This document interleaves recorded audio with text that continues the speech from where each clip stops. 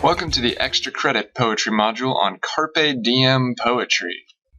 Carpe diem is a term borrowed from the Latin philosopher Horace, suggesting that we need to live life to the fullest, without regard for concern for tomorrow. Yes, it kind of parallels YOLO, but I swear to God, if you use YOLO at any point in any writing about poetry, I will destroy you.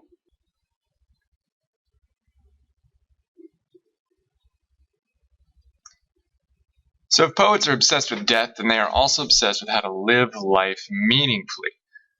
This means that the fear of death creates a purpose of living life to its fullest or getting the most out of existence. If we're psychoanalyzing the Carpe Diem poetry, we see in these poems the manifestation of id in the idea of fearing death and desiring to enjoy life. Certainly it's primal to try to get as much pleasure and enjoyment out of life. The superego, which suggests that we need to live life to the fullest in the modern world, suggesting, especially for young people, that you go out and take risks or do wild and crazy, extraordinary things, is a pretty modern invention. For the most part, prior to the modern era, the notion, and still to some extent adult society would argue, that you need to exercise caution and safety, that is what our world tells us to do, hence we have warning labels on everything.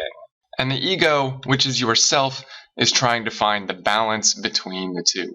We're going to get into a little bit of technical work and a reminder about symbolism, that we can, when discussing symbols, look for clues that tell us what is going on.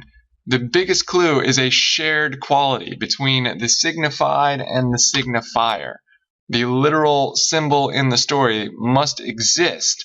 There has to be a green light on the other end of the harbor, but it has to have a quality that is similar to the thing that it suggests as well. For instance, in Alfred Lord Tennyson's poem Crossing the Bar, there is a very noticeable ocean. And here are some things we might say about the ocean: that it's vast, massive, relatively boundless and unknowable, natural and unassailable, omnipresent, easy to lose oneself in, that it dwarfs all other things, and that you could study it for all of your life and never completely understand it. Well, guess what?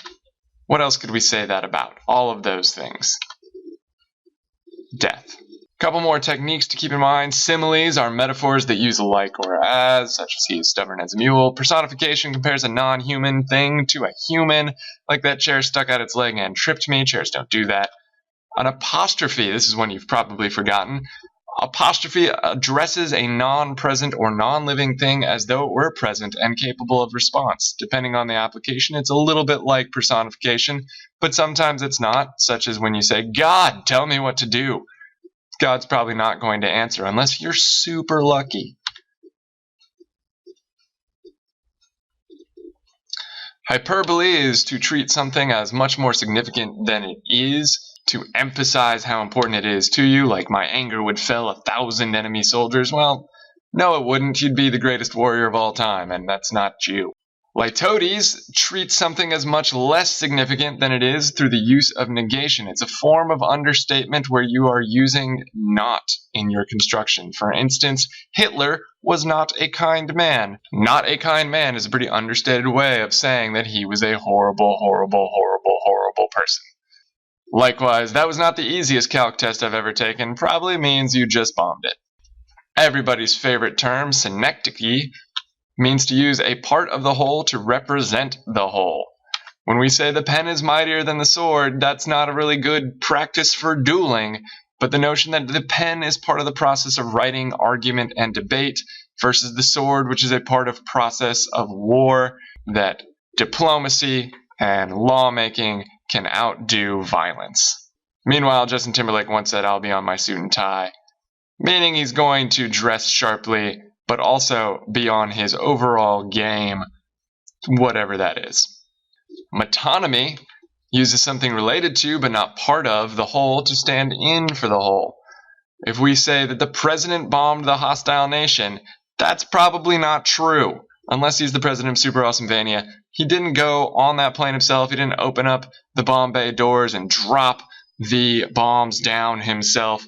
When we say the president, we mean that he exercised an order, but the president is standing in for the larger idea of the government's military arm, even though he's not actually a part of it. Commander-in-chief aside, he's not, a uniformed member of the military. Likewise, if we say the suits are in the building, we mean the top execs who wear the nicest suits, but not just, empty suits. Back to Carpe Diem, of course, Robin Williams in his English teacher ruining performance of Mr. Keating in Dead Poet Society tells us poetry, beauty, romance, love, these are what we stay alive for. And in a case, that's what the subject of many Carpe Diem poems are, that without love, without romance, without beauty, we may as well be dead. It's a pretty strong statement.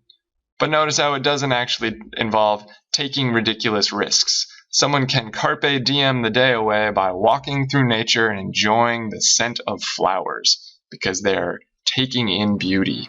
So here are your poems, 3 pretty famous poems: To His Coy Mistress, To the Virgins to Make Much of Time, and To an Athlete Dying Young.